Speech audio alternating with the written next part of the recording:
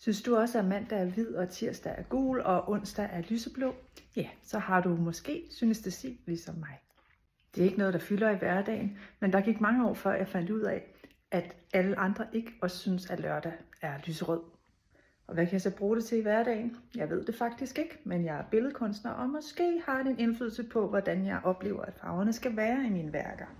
Synestesi kan komme til udtryk på mange måder. Man kan fx smage en farve, eller føle, at en frugt har en bestemt fart, eller man kan synes, at en uge er en form for rummelighed.